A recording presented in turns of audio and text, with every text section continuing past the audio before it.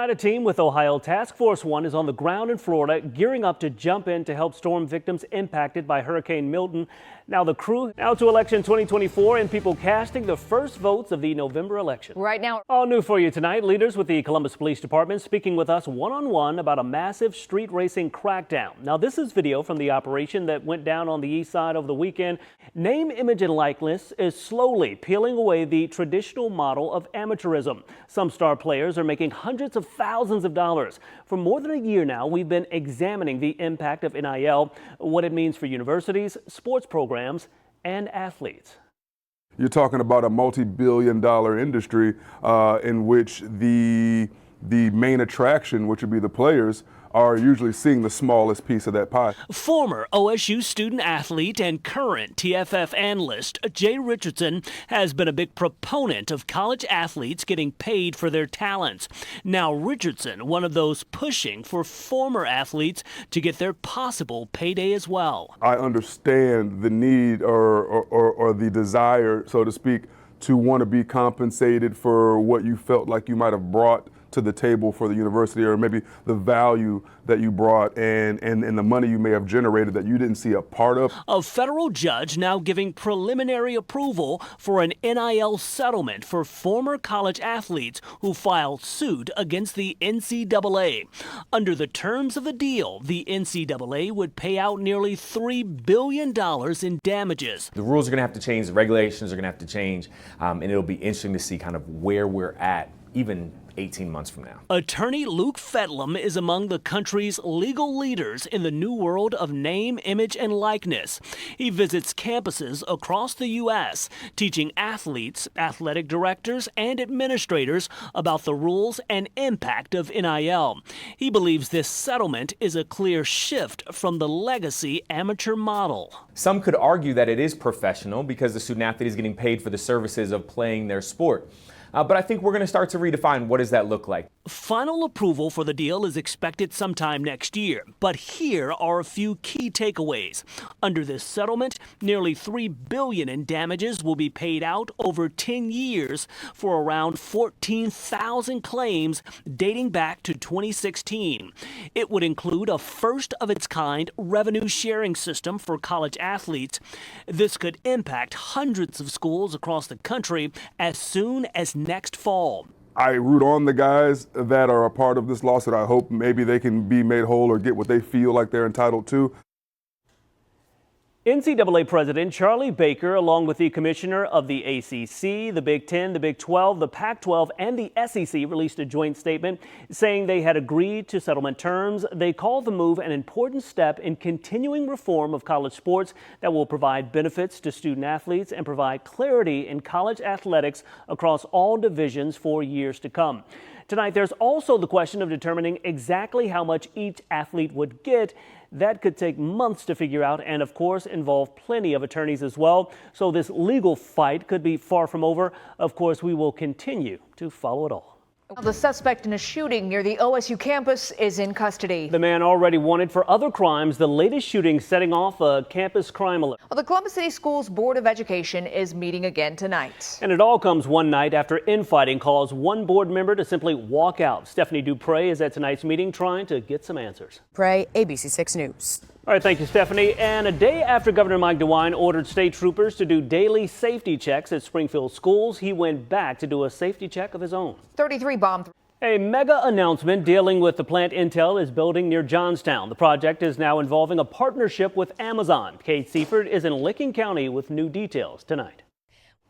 Developing at this hour, the summer cyber attack on the city of Columbus continues to have a major impact on city services. Columbus Mayor Andrew Ginther says the city will end up paying millions of dollars to recover. According to the city's director of technology, 71% of the city's systems are fully restored. However, about 21% of systems are still down. The city is aiming to have everything back up and running by October. In the football fever, the Buckeyes were dominant in their last game against Western Michigan. But the big question tonight, can the team stay hot coming off the bye week? Sports Director Dave Holmes. All right, listen up. Put the podcast down. You could be a winner. That's right. If you play the Rollin' Cash 5 and you bought your tickets at the Giant Eagle near Easton, you may be sitting on a nice payday. The store sold a ticket worth $340,000. A lot of 20s in the winning numbers. Listen up. 20, 25, 26, 29, and 31. If that's you, you will definitely want to contact the lottery to claim that cash. Do not, I repeat, do not contact Giant Eagle because they won't give you a thing. They don't have the money. They don't have the money. They have, chicken, chips, pop, whatever else you want, but not the money. The lottery drawings, of course, every night at 7:29 right here on your favorite station, ABC 6. Look, $340,000. That's a nice little paycheck right there. Nice little paycheck. We like to get excited about the near billion-dollar jackpots. But the smaller ones are important too. Look, let me tell you something. I'll take a 20 and just buy lunch. Thank you. Yeah. I agree. You could spend a lot of that watering the lawn. Oh, get a whole lot of mileage out of that. So it is going to be a little dry again. I know there's a shock. You weren't ready for that. Well, it looked like rain today. That's why it does feel shocking. So the radar. I think the assignment of law enforcement officers is to protect and to serve the community. So it's important for them to listen to feedback, understand what the pulse of the community is, understand ways that they can serve the community better. Pushing for police transparency and accountability, a small group of Columbus community members could soon have a real impact on the future of the city's police department. Just weeks ago, the department revealing the names of those who will be a part of the chief's new advisory panel. This group was put together and referred to the department by community advocates and ultimately selected by Police Chief Elaine Bryant. Let's come over here and talk about this group just a little bit. Now, the purpose of this group is to enhance communication between officers and community members. We're on your side tonight, in the streets with group members working to get insight on what, if anything, they can actually get accomplished. It's no secret that there's been contention between law enforcement and the community, right, for various reasons. Community advocate and pastor of City of Grace Church, Michael Young, direct in his critique of the Columbus Police Department. Truth and transparency are things that historically, in my opinion, law enforcement has struggled with. Young points to several examples. The protests of 2020 that saw clashes between officers and citizens, along with several high-profile officer-involved shootings, including the deaths of Andre Hill and Donovan Lewis in recent years. Our law enforcement officers are called to protect and to serve the community. That is their job, that is their role, that is their assignment. Without the community, there is no need for them. Young, one of those chosen for the chief's new advisory panel. Members have various backgrounds, from nonprofit leaders to health advocates and business owners. Chief Elaine Bryant says the initial panel was seated about 4 years ago under prior department leadership that recognized the divide between police and the community. If they can't trust us, then they're never going to believe anything that we say, and they're not going to be comfortable bringing us situations that could possibly be life and death situations. Bryant says the new group will help to provide fresh eyes to current department issues. We want to make sure that they have a voice, that they understand what's really going on within the division, that they tell us what we're doing wrong, that they tell us what we're doing right. We would love to pass that information on to officers, that they bring ideas and concepts, things that they want to see happening in their community. That engagement is really important. Members on the ground in local communities, providing valuable insight to open the lines of communication between Chief Bryant, her command staff, and the community. It's really important that they understand that we work for them.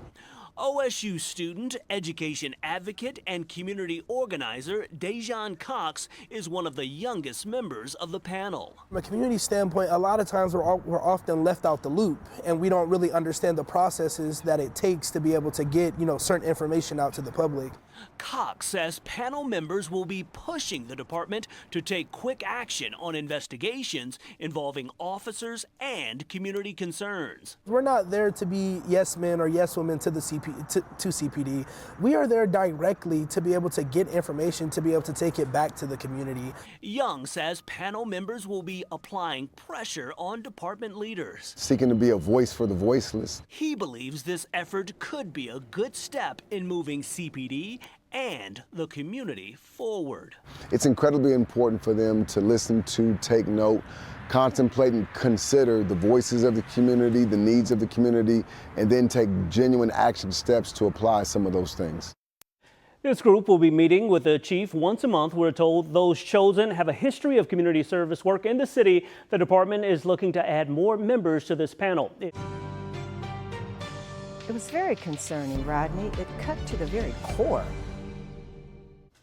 Some pretty serious concerns tonight coming from the local NAACP. The organization speaking out following a series of social media posts by a member of the Groveport-Madison School Board. The president of the group believes the comments are not only racist, but pushback against diversity in the district. However, the school board member under fire tonight says that's simply not the case. He feels that he's being targeted, and he wanted to tell his side of the story to us.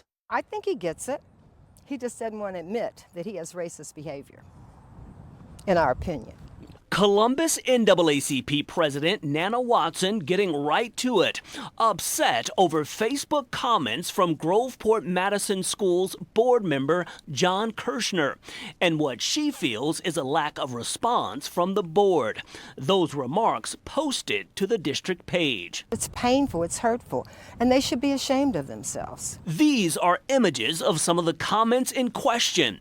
This one highlighting the district's diversity and engagement council sparked the initial concern about Kirshner. One person comments, "Looks pretty diverse." Kirshner responded, "Yes, you nailed it. As long as diversity is one color, we are rocking it." Those words led to the initial complaint to the civil rights organization. Watson spoke out at this week's board meeting, and so did a passionate parent. I realize, Mr. Kirshner, that my children do not fit your definition of diversity, as you so offensively comment on Facebook. Thursday, Kirshner one-on-one with us, explaining it all. I know my soul, I know my heart, it doesn't bother me. He stresses he believes in diversity and is not and was not trying to be racist in any way. He says he's being made out to be someone he's not. It doesn't have anything to do for me with black and white. People will believe that, people won't believe that, I can't help that. He tells us he simply wants to highlight all members of the district community. The question I would ask is, who is the NAACP? Are they a diverse organization, or are they representing one group? As for the entirety of the board, no official statement or comment released. Watson and the NAACP are pushing for an apology from Kirshner, along with an increased focus on what she thinks is necessary change. He just needs to say, I made a mistake. I'm willing to take diversity and inclusion training and focus on racism because I want to be a better school board member. If I wanted diversity training, I would not go to the National Association of White People to get it. I would not go to the Spanish-Mexican group to get it, right? So them calling for that and them coming to the meeting and accusing me without asking me any questions, without asking where we were coming from, why we posted it, or even looking to see if our diversity and equity program had diversity and equity in it, I think that answers the question. No, I wouldn't go to them for that kind of training. Central Ohio, no doubt in need of a dousing of rain. Most of the area under extreme conditions. Local firefighters indicate conditions are ripe for a potential brush fire to ignite.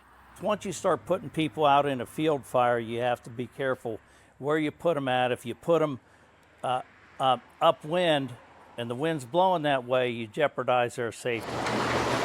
Pleasant Township, one of those local fire departments hoping for the best, but ready for the worst. Our firefighters, we have them doing additional training now, just reminders. Fire Chief Dave Whiting says his team of firefighters, like those across the state, continuing to track drought conditions.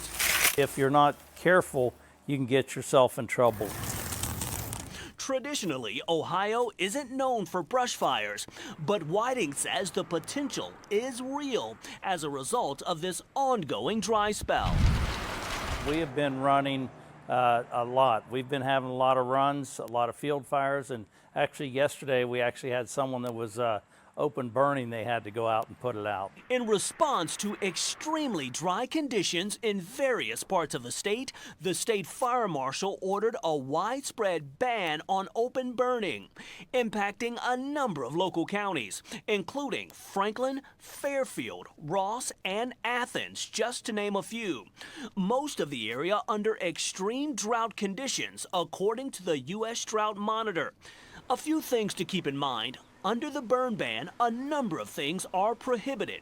Any open burning of trash, debris, or waste. Campfires and bonfires are a no-go. Using or discharging any type of fireworks. With no current relief in sight, Whiting and his department ready for whatever comes. Didn't get to slow down. Not as hot as it's going to get, and we don't see any rain in the forecast, so yeah, it's going to get worse before it gets better. According to the National Park Service, about 85% of brush fires are started simply by negligence. Something as simple as tossing a lit cigarette or not following the rules of a burn ban. That's why local firefighters say it's vital that those warnings are heeded as we deal with this ongoing drought.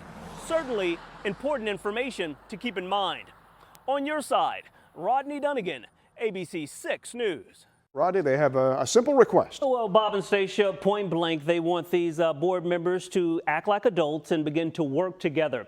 To put it plainly, they say the constant infighting is actually taking away from the important work impacting thousands of students and, of course, families. And if they can't get the job done, they want everyone on the board to go.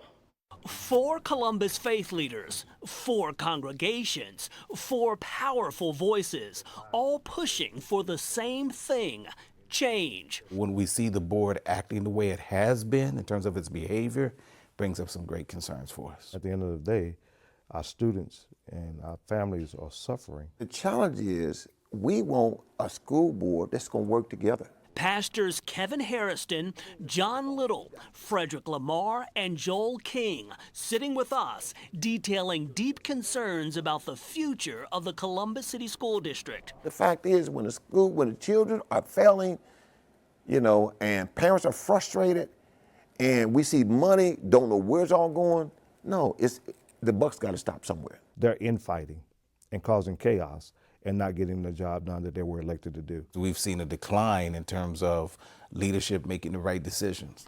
The Columbus clergy disheartened by the ongoing battles within the school board. Front and center presently, the push by members to oust Brandon Simmons from the board. We've been reporting on the constant issues. Within months of Simmons joining the board, controversy.